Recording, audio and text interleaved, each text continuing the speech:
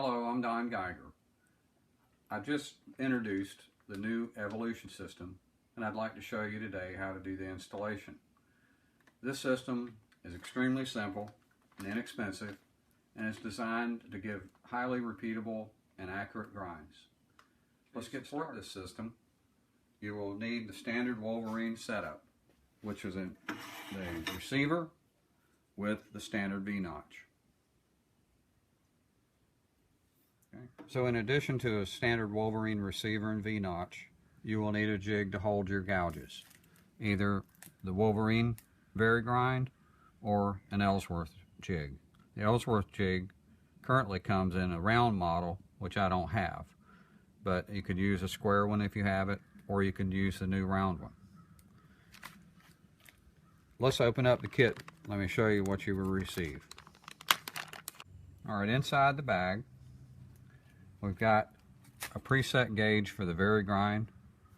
We've got a 60-degree gauge that has a 60-degree hollow grind on the end with a smooth facet on the top so that it mimics a gouge when it's held in a jig. It's got a gauge block that is marked on 3 different sides. And there's a stop to be put on the arm of the Wolverine with the wrench. Also included is my business card if you need to ask me any questions. You can also get on my website. This address is on there. This needs to be taped to the motor of your grinder so you can use it as a reference for the Ellsworth grind. This is a drawing by David, and I did a few little enhancements on it. Here are the instructions, the written instructions. And on the reverse side of the written instructions, the first thing it'll tell you is how to use the preset gauge.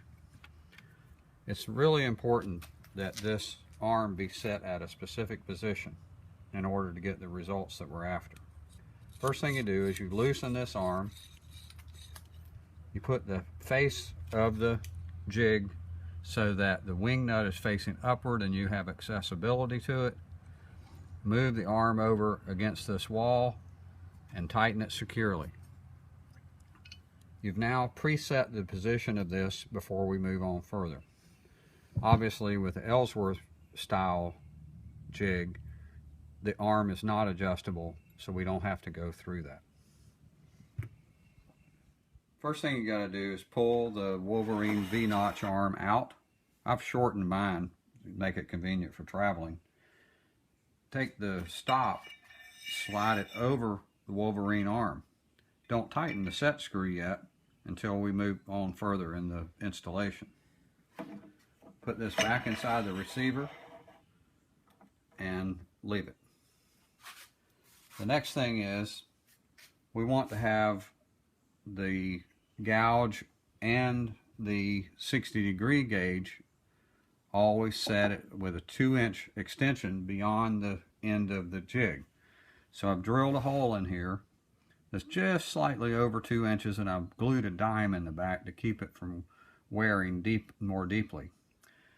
I use a little depth gauge like this to determine what that exact depth was, and it's right on 2 inches. If you've got other mechanisms to produce different depths, you're going to get a different grind than what I'm recommending, so please follow the 2-inch recommendation. The degree gauge, as I mentioned earlier, is designed to fit directly into your jig. Once it's in the jig, set the 2-inch extension. Tighten this knob so that now we have a 2-inch extension out of the front of the jig with the gauge, and that's what we'll do later with the gouges. Once that's set, rest the stem of your vari-grind jig into the V-notch. Move your V-notch until you get an exact match with the hollow grind that's on the end of the 60-degree gauge and the curvature of your wheel. This system is really ideal for use with CBN wheels because CBN wheels do not change in diameter. These aggregate type wheels, over quite some time, will actually get smaller in diameter as you dress them. With a CBN wheel, it's not necessary to reset this at any time once you've done it once. So this is the gauge block, and it's marked with on three different sides. You got the Ellsworth, the relief, and micro bevel. At 60 degree, in the 60 degree position, which we just set, we want to use the Ellsworth. So we set the Ellsworth in here. We bring it up, the stop collar up against it. Tighten this in, and tighten it securely because we're not going to change this again. So that's nice and secure. So anytime that I want to reproduce the position for the Ellsworth, I'll slide that stop collar against this block when it says Ellsworth here. So now I've got a deep fluted bowl gouge, this 5/8 OD. I'm going to put it in my vary grind, just like I did with the 60 degree gauge. And I'm going to set the extension exactly the same as I did on the 60 degree, so I'll get repeatability. Then I rest the stem of the vary grind into the V-notch, and I proceed to shape and sharpen the tool. And the very first time you may have to do a little bit of extra grinding to get it to conform, but from then on it'll be highly repeatable.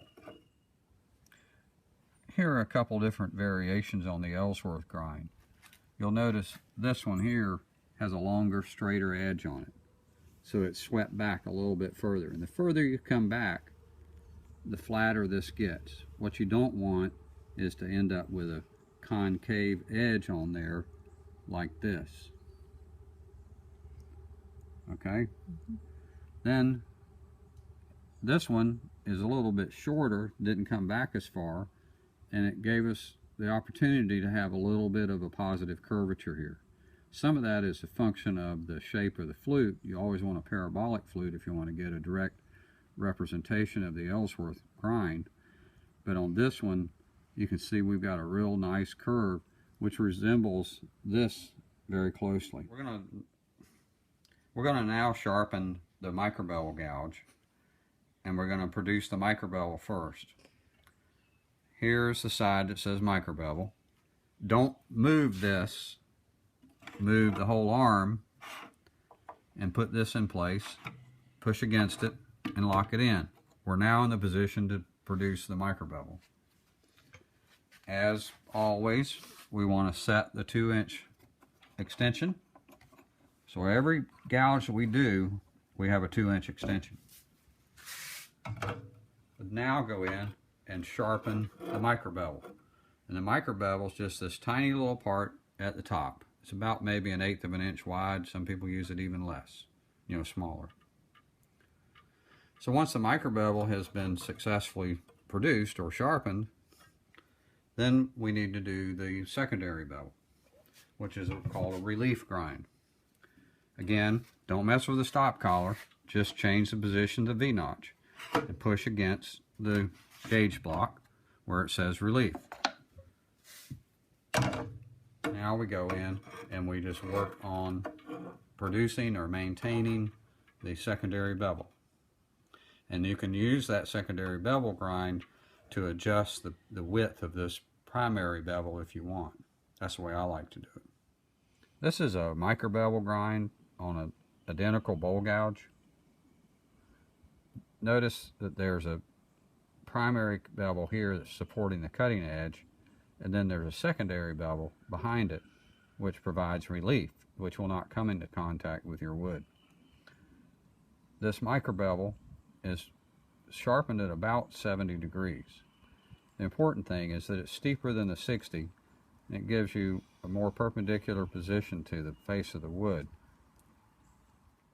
Now we're going to sharpen the spindle gouge. So we put it back in the same holder. We set the 2-inch extension, the same as all the other gouges. We loosen the cam handle, push that all the way up against the receiver, lock it in, Now I can produce that spindle gouge sharpened at about 40 degrees. It's a shallow flute. The tip will be about like this or a little bit more rounded.